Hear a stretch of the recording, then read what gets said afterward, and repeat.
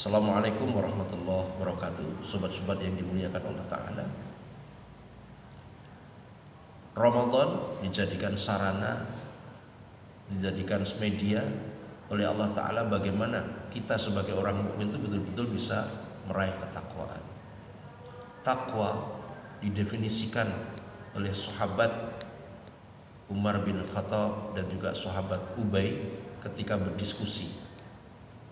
Ketika ditanya sahabat Umar definisi tentang takwa, beliau memberikan jawaban, ketika engkau menuju satu tujuan, berjalan lurus, kemudian di situ ada duri, ada lubang-lubang, ada jurang dan sebagainya. Apa yang harus kamu lakukan?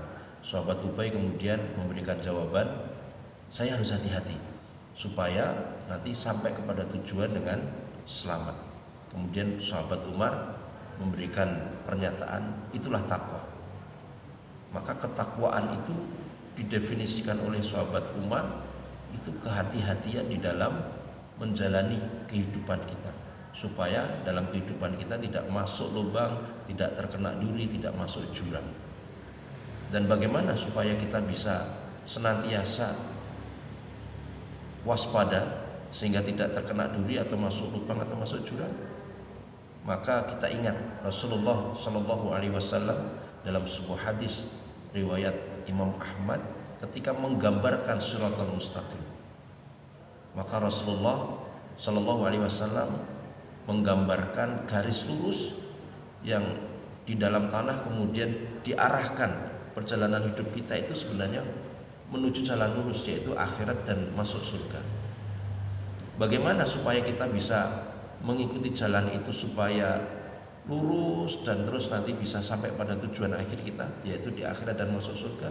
Maka Rasulullah memberikan nasihat, ikutilah imammu dan ikutilah penasihatmu. Siapa imam kita? Imam kita itu adalah kitabullah.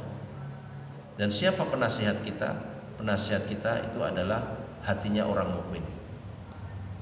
Ternyata imam kitabullah dan penasihat hati yang mukmin ini ketika disinkronkan, ketika hatinya senantiasa dijadikan bersih, karena hatinya mukmin itu hati yang bersih, hati yang sehat dan hati yang selamat, ditambah senantiasa kita menjadikan Al-Quran itu sebagai imam yang kita ikuti, maka insya Allah gabungan antara Al-Quran yang senantiasa kita ikuti dan juga hati yang senantiasa dibersihkan ini akan menjadikan hati kita itu hidup, dipenuhi dengan cahaya Al-Quran.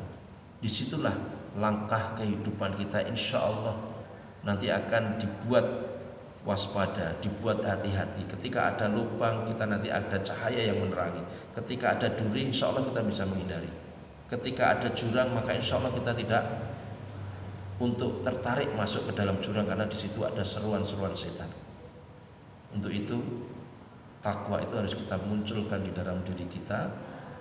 Cara bagaimana kita mengikuti Al-Quran terus-menerus, dan juga bagaimana kita membersihkan hati kita sehingga menjadi hati yang mukmin, yaitu hati yang bersih, hati yang sehat dan hati yang selamat. Gabungan keduanya insya Allah akan menuntun kita menuju Shiratal Mustaqim, dan kita akan bertemu di akhirat dan betul-betul nanti di surganya Allah Ta'ala. Selamat mencoba.